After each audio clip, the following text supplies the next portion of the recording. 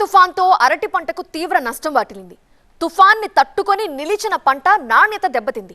నాణ్యత లేకపోవడంతో సరైన ధర రాక రైతన్నలు దిగులు పడుతున్నారు. అంబేద్కర్ కోనసీమ జిల్లాలో అరటి రైతుల వెతలపై స్పెషల్ ఫోకస్. అంబేద్కర్ కోనసీమ జిల్లాలో మొంతా తుఫానుతో అరటి పంట పూర్తిగా దెబ్బతినడంతో రైతులు ఆందోళనలో ఉన్నారు. తీవ్ర నష్టాలను చవిచూస్తున్నారు. సరిగ్గా అరటికి డిమాండ్ వస్తుందనుకున్న సమయంలో తుఫాను రావడం అటు అరటి రైతులను ఇటు వ్యాపారులను కూడా తీవ్రంగా నష్టపరిచింది. తుఫాను కారణంగా అరటి తోటలు ధ్వంసమయ్యాయి. పూర్తిగా గెల తయారవ్వకుండా అరటి చెట్లు పడిపోవడంతో నాణ్యమైన దిగుబడి రాలేదు. ఇతర రాష్ట్రాలకు ఎగుమతులు కూడా నిలిచిపోయాయి. తుఫానుకు ముందు 300 నుంచి 400 రూపాయలు పలికిన అరటి గెల తుఫాను ప్రభావంతో గెల నాణ్యత తగ్గడంతో ధరలు దారుణంగా పడిపోయాయని, కనీసం పెట్టుబడులు కూడా రాలేదని వాపోతున్నారు రైతులు. అరటి ధరలపై రైతుల పక్షాన నిలిచిన ప్రతిపక్ష పార్టీలు ఆందోళన కూడా చేపట్టాయి. ప్రభుత్వం ఇప్పటికీ తమకు నష్టపరిహారం అందించలేదని రైతులు వాపోతున్నారు.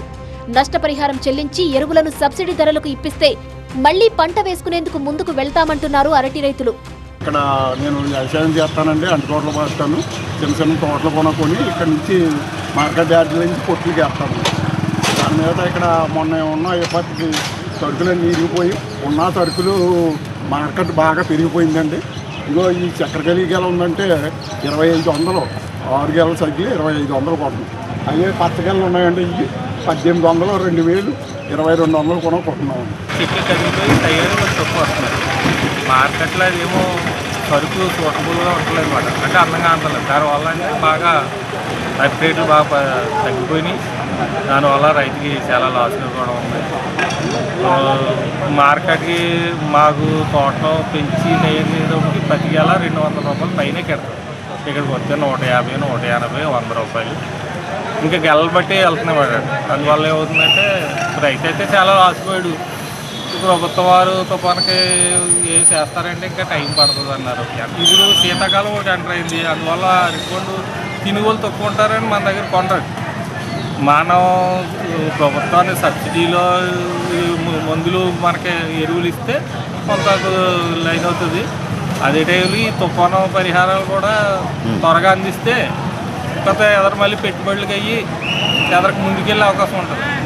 తుఫాను కారణంగా అరటి దిగుబడి తగ్గింది. అదే సమయంలో మార్కెట్లో అరటికి కొరత ఏర్పడడంతో డిమాండ్ ఏర్పడింది. వ్యాపారులకు కూడా ఈ పరిస్థితి మింగుడు పడడం లేదు. దేశంలోనే 3వ అతిపెద్ద అరటి మార్కెట్ గా పేరు పొందిన రావులపాలెం అరటి మార్కెట్ కు రోజుకు 40,000 గెలలు వచ్చేవని, కానీ ప్రస్తుతం 5,000 నుంచి 6,000 గెలలు మాత్రమే వస్తున్నాయంటున్నారు వ్యాపారులు. సరకు తగ్గడంతో రావులపాలెంతో పాటు అంబాజీపేట అరటి మార్కెట్లో కూడా ధరలు బాగానే పలుకుతున్నాయని చెబుతున్నారు రైతులు. వాతా తుఫాను కారణంగా రైతులు తీవ్రంగా నష్టపోయారండి. తుఫాను ముందు 30,000 వరకు సరుకు కొప్పరం అవుతాయి, బొంత అవుతాయి, ఎర్ర చక్కెరకేలు అవుతాయి, చక్కెరకేలు అవుతాయి, అవుతుమని అవుతాయి వచ్చేయండి. తుఫాను వల్ల సరుకు శుభ్రంగా 30,000 నుంచి 6,000 సరుకులు పడిపోయిందండి. సరుకు రేటు ఉన్నప్పుడు కూడా రైతుకి చేలో సరుకు లేదండి, పాడైపోయింది. దాని గురించి ఇప్పుడు సరుకు తక్కువ వల్ల చక్కెరకేళి ఏమో 250 నుంచి 300 అమ్ముతుంది, కొప్పరం ఏమో 200 అమ్ముతుంది సార్. కానీ ప్రభుత్వం వచ్చి చేలకాడకే రాసింది, ఇంకా పంటనారు ఏం అవ్వలేదు. ఉమ్మడి తూర్పు పశ్చిమ గోదావరి జిల్లాలో మొత్తం 20 మండలాల్లో అరటి సాగు జరుగుతుందని, ఇక్కడి నుంచి బీహార్, బెంగాల్, ఒరిస్సా, నేపాల్, కర్ణాటక, తమిళనాడు రాష్ట్రాలకు అరటి గెలలు ఎగుమతులు అవుతుంటాయి. ప్రస్తుతం అరటి పంట లేకపోవడంతో ఎగుమతులు కూడా తగ్గాయి. రైతులు పండించిన అరటి గెలలు న్యూ రేట్లు తీసుకొస్తున్నారు. 7 ఆశ్చర్యకంగా రేట్లు బాగున్నాయి.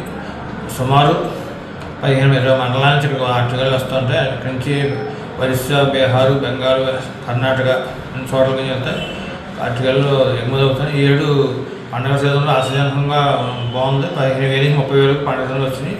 తుఫాను ఎఫెక్ట్ వచ్చినా పండుగ సీజన్లు వచ్చిన వల్ల రైతులకు ఏమి ఇబ్బంది కలగలేదు. అందువల్ల మీకు ఇప్పుడేమో 5,000 నుంచి 6,000 వరకు గెలలు వస్తున్నాయి. తుఫాన్ మిగిల్చిన నష్టం నుంచి కోలుకోవడానికి ప్రభుత్వం తమను ఆదుకోవాలని రైతులు కోరుతున్నారు. నష్టపరిహారం చెల్లించి సబ్సిడీ ధరలకు ఎరువులు అందిస్తే మళ్లీ పంటలు వేసుకుంటామంటున్నారు.